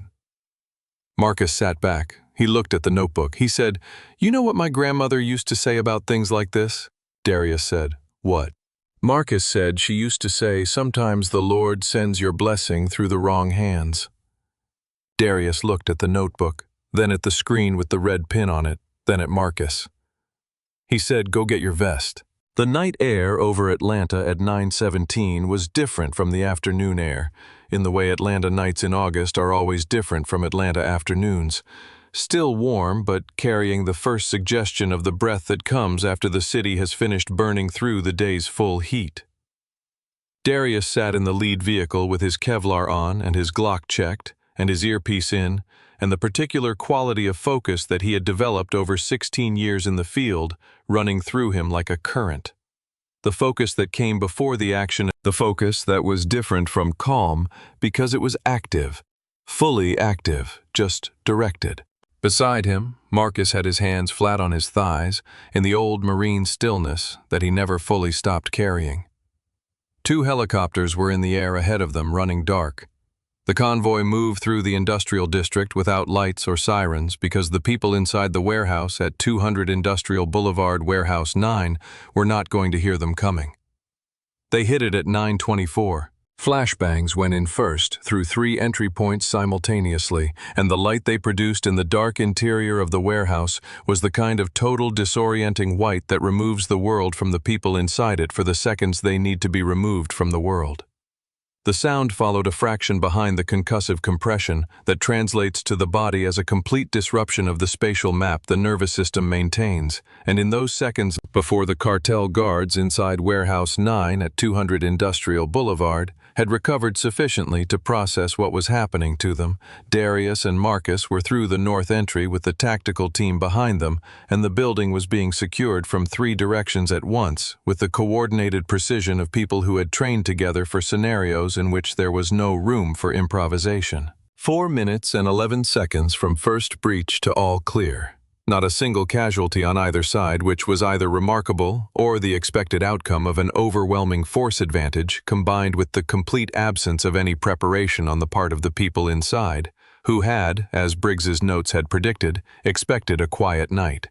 Darius moved through the secured interior with a tactical agent at his shoulder, past the standing racks of industrial shelving and the forklift that hadn't been moved in a while, and the stacked pallets of what appeared to be commercial packaging material toward the center of the warehouse, where the largest shipping container sat against the far wall, a standard 40-foot steel box painted the dark blue of a shipping company that did not in fact exist. The door on the container had a padlock that the bolt cutters took care of in approximately 4 seconds. Darius pulled the door open. He stood in the doorway for a moment. Behind him, Marcus said quietly, "Lord Almighty." The container was stacked floor to ceiling on both sides with vacuum-sealed packages arranged on wooden pallets, and the packages were organized with the particular precise order of an operation that takes its inventory seriously, and on a folding table at the far end of the container sat 2 hard drives, a physical ledger that was exactly the same size and format as the one Victor Reyes had been carrying in his briefcase at the cafe table that afternoon, and a separate hard wallet connected to a laptop that was still running. The evidence team began the count at 9:41 p.m. By 11:20, they had a preliminary figure. $22 million in cash, organized by denomination and bound with bank wrappers.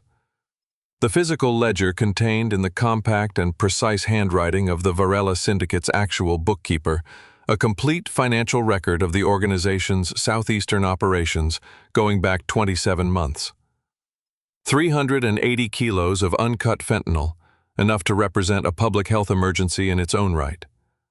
And the digital hard wallet, which an FBI technical specialist accessed at 10:15, contained routing information for accounts in 4 countries that corresponded with the financial infrastructure Operation Ironclad had been trying to map for 2 years.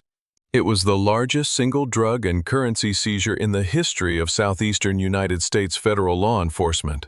And when Darius lifted the physical ledger from the folding table and held it in his hands, the same ledger that had been 40 yards from his grasp on a cafe table in Centennial Olympic Park 7 hours earlier, the thing he felt was not triumph.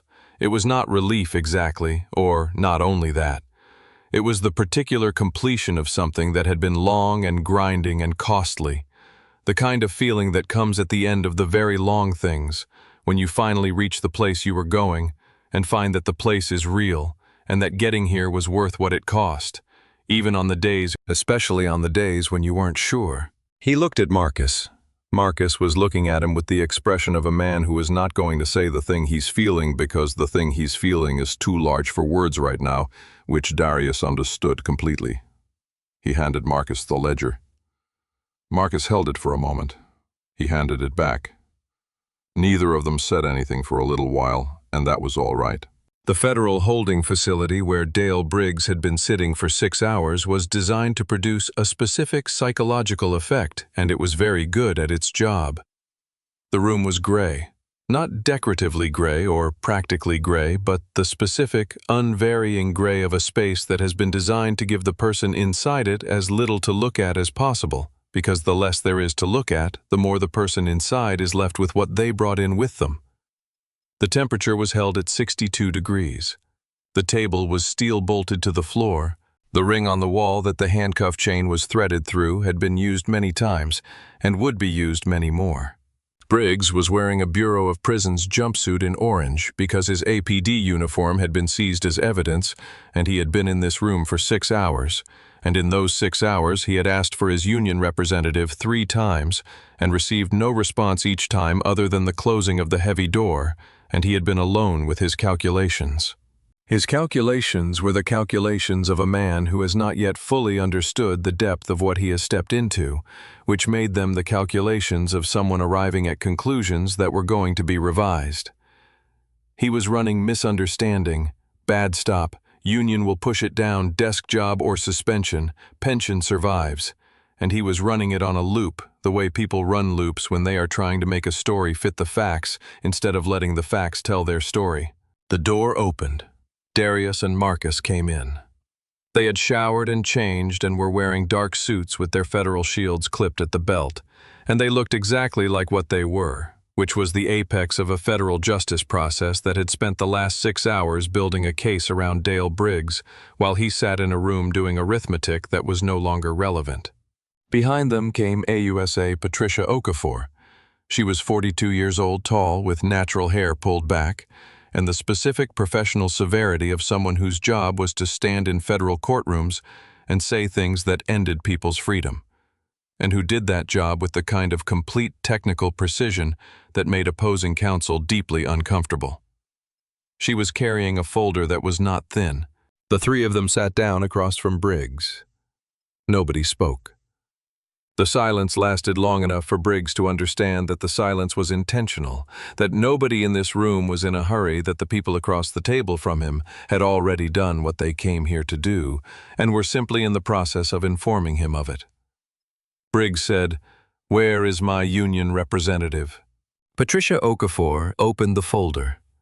She did not look up when she answered.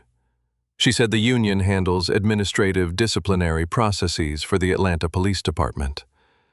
You are not in an administrative disciplinary process. You are in the early stages of a federal grand jury indictment.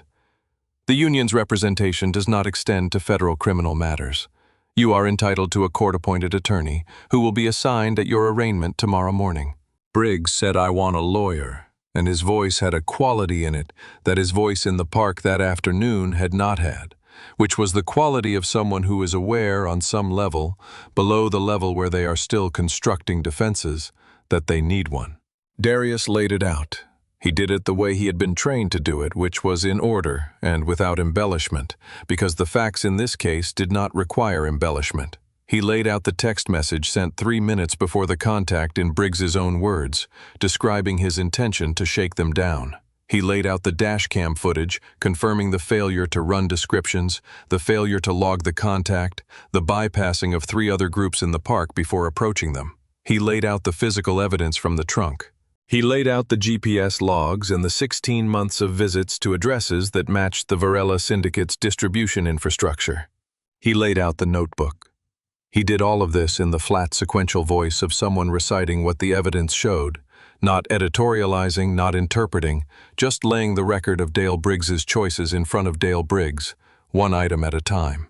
Briggs had gone through denial during the first 4 items. He had gone through argument during the next 2. He had gone quiet during the GPS logs. When the notebook came out, he looked at it the way people look at something that they recognize is going to be the end of the version of themselves they were trying to preserve. Marcus leaned forward. He said, "Dale, here's what I think happened, and I want you to hear it because I don't think you've heard it yet in the version that's actually true." He said, "I don't think you knew those were Varela stash houses. I think you thought you were hitting street dealers, independent operators, people who couldn't fight back and wouldn't be believed when they reported it.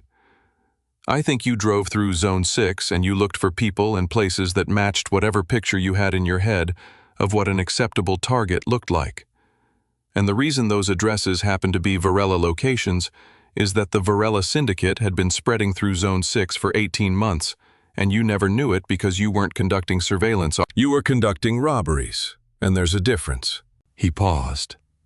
He said, "You came up to us on that bench because you saw 2 black men sitting very still and watching something carefully, and you put us in the category of people who had cash on them that you could take, and you didn't call dispatch because you needed it not to be on the record, and you ratcheted those cuffs too tight because you've been doing that for 12 years, and no one has ever made you feel the consequence of it." The room was very quiet. He said, "That's not instinct. That's not law enforcement. That's prejudice in a badge, and it ran you off a cliff." Briggs's face had progressed through several things during this and had arrived at the one thing that was harder to watch than the anger and harder to watch than the defiance, which was the face of someone who has understood something about themselves that they can't take back to the place before they understood it. Patricia Okafor read the charges in the same flat, precise voice she used for everything. Assault on a federal officer, deprivation of rights under color of law, possession of narcotics with intent to distribute, possession of unregistered firearms, armed robbery at 14 separate locations, each constituting a separate federal count. And she said, setting the folder down and looking at Briggs directly for the first time since she had sat down, "Because your actions on that park bench directly derailed an active RICO investigation, and because the pattern of your conduct over 16 months constitutes a criminal enterprise within the meaning of the federal racketeering statute, I am applying RICO charges to you personally." She said, "The mandatory minimums on what I have just described, without counting the racketeering enhancement, place you at a minimum of 40 years in federal custody. There is no parole in the federal prison system. You will serve every day of whatever sentence is imposed." Briggs said, "I can help you. I know things. I know people in the department. I know who's moving things through Zone 6. I can give you names. I can give you Captain Lowe. I can give you people higher than Lowe." Marcus said, "We already executed a federal search warrant at Zone 6 precinct at 9:45 tonight. Captain Lowe is currently in federal holding in this building. Your crew has been picked up. The operation you were running is finished." Darius stood up. He buttoned his jacket. He looked down at Dale Briggs, who was sitting in a gray room in an orange jumpsuit, with his wrists in a table ring, and 6 federal charges, and a warehouse full of evidence, and his own text messages, and his own GPS logs, and his own notebook, and 40-plus years of federal prison in front of him, and whatever Darius Cole felt looking at that, it was not satisfaction, and it was not pity. It was the specific, complete, final quality of a thing that is done. He said to Briggs quietly, You thought you were picking the weak ones. You walked up to that bench thinking we had cash you could take and no recourse you needed to worry about. You spent 12 years finding the people you thought couldn't fight back, and you made your world smaller and smaller until it was just you and the people you could push around.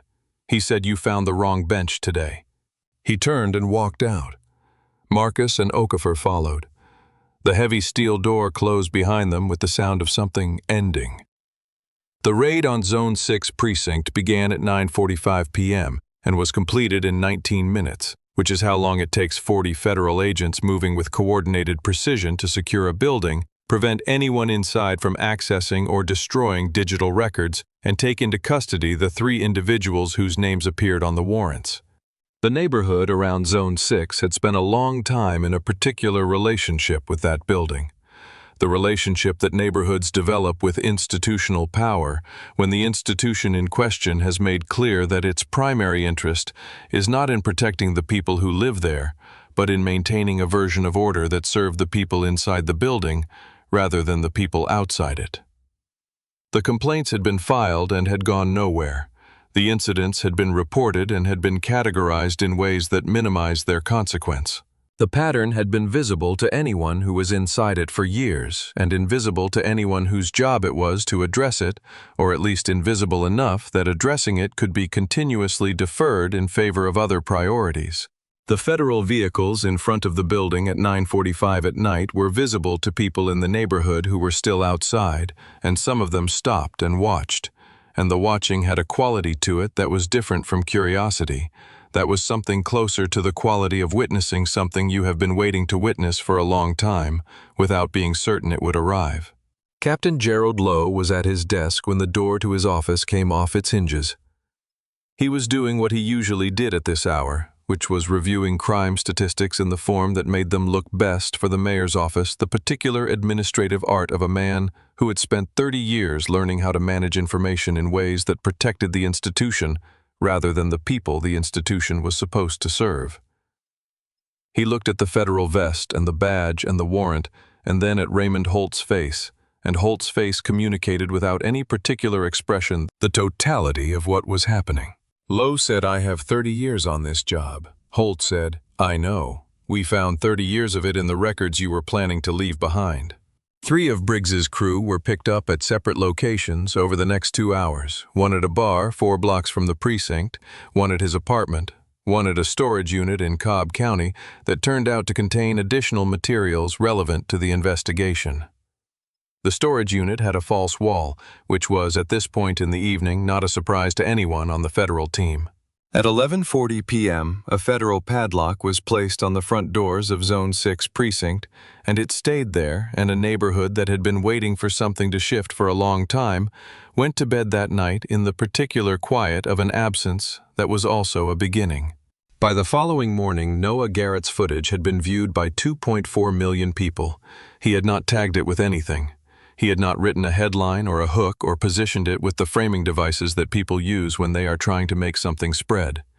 He had written 12 words, "APD officer arrests 2 men in Centennial Park.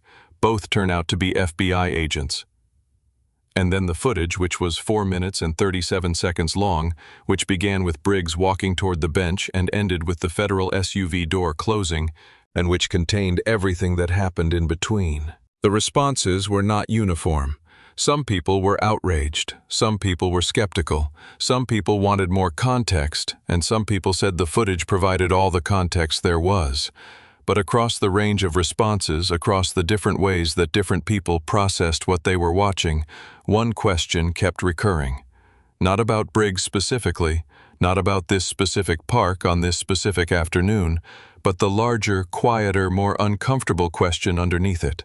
What about the people who didn't have gold badges in their pockets? What about the people who were stopped on benches and sidewalks and in parking lots and at traffic lights, who had nothing in their pockets except what they actually had, who were compliant and articulate and presented their actual identification and were still subjected to the particular architecture of an interaction with someone like Dale Briggs, and who went home afterward if they went home, with no recourse and no federal agents and no footage that mattered? Sandra Mills gave her voluntary statement to the FBI at 10:30 the following morning.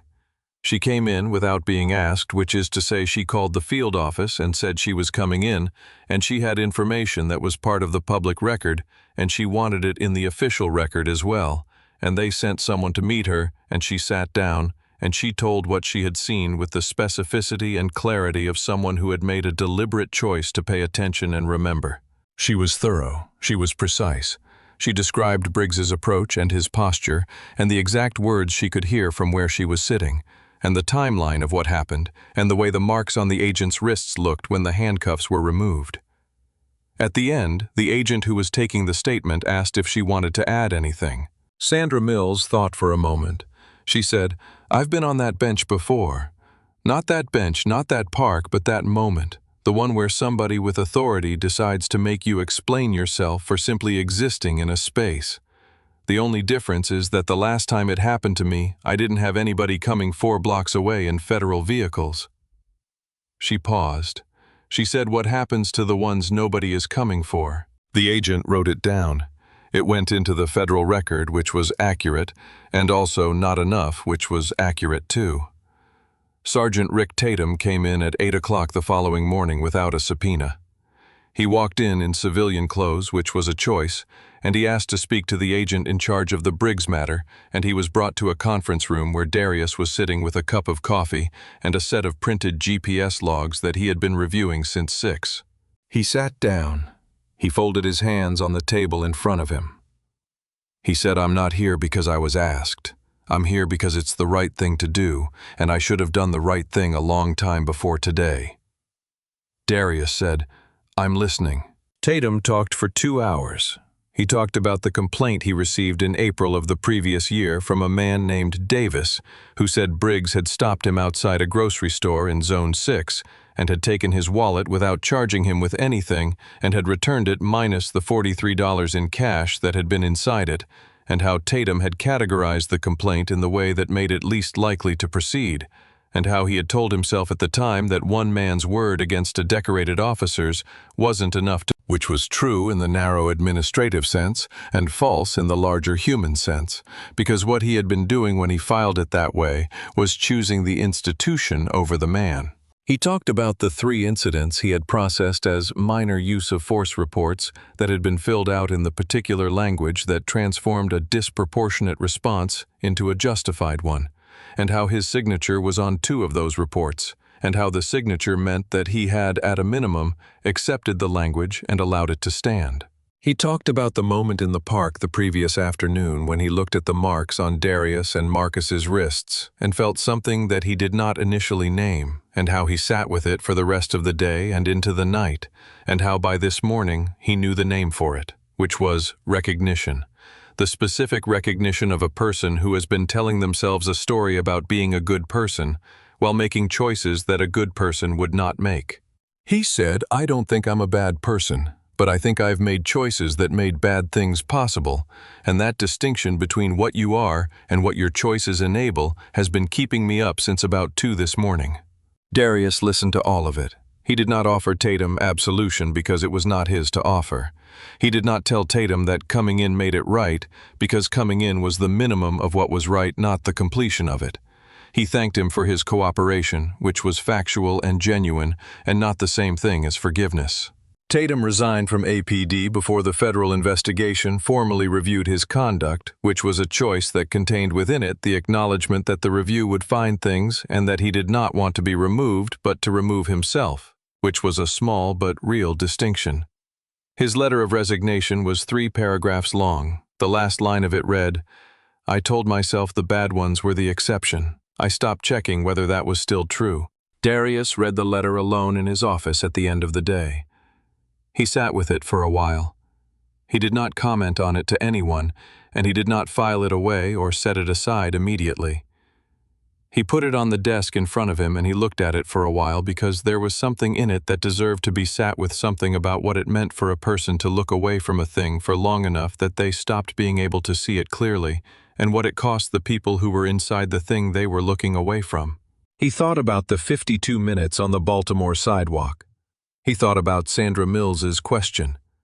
He thought about the people who had been on the receiving end of Dale Briggs for 12 years, who had walked away from those encounters with no one coming for them, who had filed complaints that were categorized in language that protected the institution whose names were in reports that Rick Tatum had signed and moved past. He thought about what justice felt like when it arrived, and whether the feeling was clean, and he decided that the answer was that it was not clean exactly, but that it was real, and that real was enough to work from, and that tomorrow there would be more work, and that the work was worth doing, and that was, in the end, the whole thing.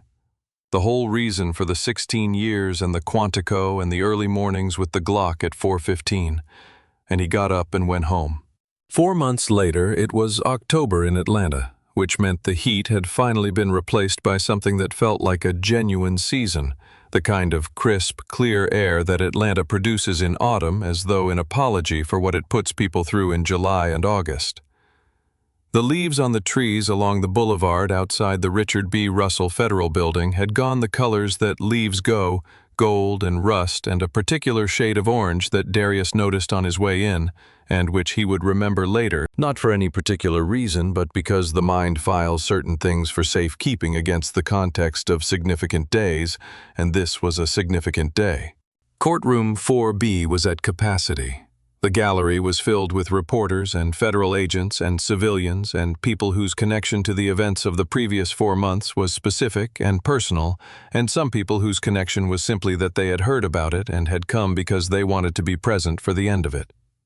The heavy mahogany walls absorbed some of the ambient noise, but not all of it, and the room before the judge arrived had the particular quality of a held breath, the collective stillness of a large group of people waiting for something to begin. At the defense table sat Dale Briggs. He was unrecognizable as the man who had strutted across the concrete of Centennial Olympic Park in his aviator sunglasses on a Tuesday afternoon in August. He had lost 25 pounds, and the loss showed in the hollows of his face, and in the way his transport chains sat against his wrists, which were thinner than they had been. His hair had gone gray in the way hair sometimes goes gray quickly, when the life a person was living suddenly changes into something else entirely. He was wearing the olive-drab federal inmate jumpsuit, and he was looking at the surface of the defense table, and he was not looking at anything else. He had pleaded guilty 12 weeks earlier. There was no trial. The evidence, the text messages and the dash cam footage and the GPS logs and the notebook and the contents of the false floor compartment and the testimony of 3 people he had believed to be loyal to him and who had proven to be loyal primarily to their own liberty, had produced a mountain that his public defender had assessed honestly and had told Briggs with the particular directness of someone who was managing expectations rather than offering hope that fighting would cost more and achieve the same outcome. He had signed the plea agreement on a Tuesday, which was the same day of the week as the park. In the front row of the gallery, Darius Cole and Marcus Webb sat side by side in dark suits with their federal shields on their belts and their expressions composed into the particular professional neutrality of men who have done their work and are now present for the accounting. They were not here for satisfaction. They were here because the completion of the thing required witnesses as much as it had required agents, and they were the agents who had done the work, and they were going to witness the end of it. Behind them in the civilian rows, Sandra Mills sat with her hands folded in her lap in the same posture she had been in on the bench in the park. The posture of someone who has decided that how you hold yourself in a moment is a choice that matters. She had taken the morning off from the volunteer reading program she ran at a Southwest Atlanta elementary school 3 mornings a week, and she had come here because she had started this thing as a witness, and she was going to finish it the same way. Noah Garrett was there in the back row with no phone out. This was not content. He already knew this. Today he was just a person. Rick Tatum was not there. He was somewhere else doing the harder, less conclusive work of becoming someone different from who he had been, which is work that doesn't have a courtroom or a gavel and doesn't end in 4 months. Judge Beverly Crane had a reputation that preceded her the way the reputations of certain federal judges precede them, which is with the specific quality of certainty that comes from a long record of consistency. She had been on the federal bench for 19 years. She did not make speeches, she made decisions. When she came through the door behind the bench and settled into her chair and adjusted her glasses and looked at the sentencing documents in front of her, The room produced the particular silence of a space in which everyone present understands that the person they are watching has the authority to do what they are about to do and the intention of doing it. She looked at Briggs. She said, "Stand up." Briggs stood.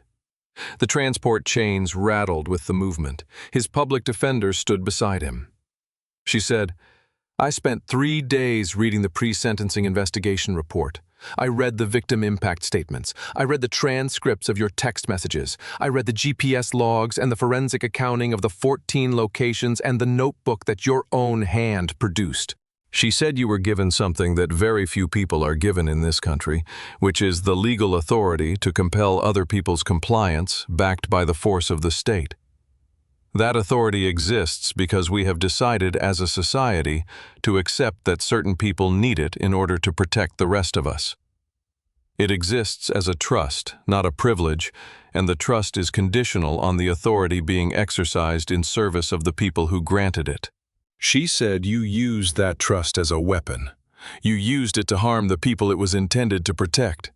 You spent 12 years finding the people you believed the system would not go to bat for, and you made their lives worse, and you did it wearing a badge that was supposed to mean the opposite.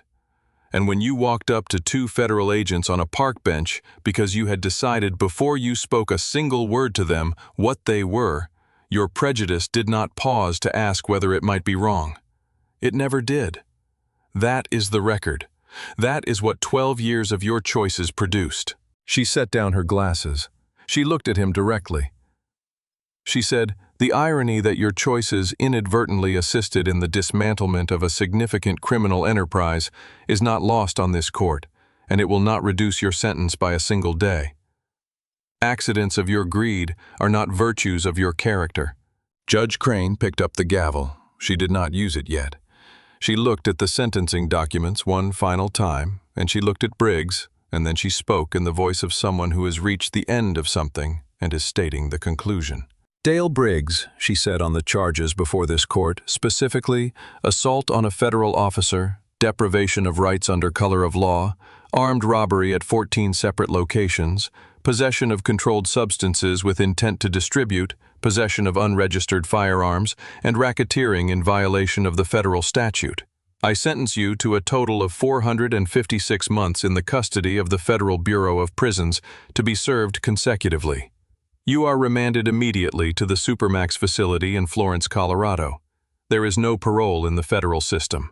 You will serve every day of this sentence." The gavel came down. The sound of it in the mahogany room was the sound of a door closing final and complete and without possibility of revision. Briggs's knees went. Not all the way, but enough that his public defender put a hand on his arm and held him. The math had arrived in his body before it arrived in his mind. 38 years. No early release. He would be 86 years old if he lived through it, which the people who understood federal prison statistics would tell you was not the most probable outcome for a former law enforcement officer serving that sentence in that facility.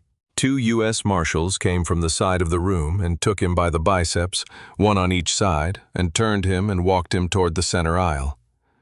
He came level with the front row.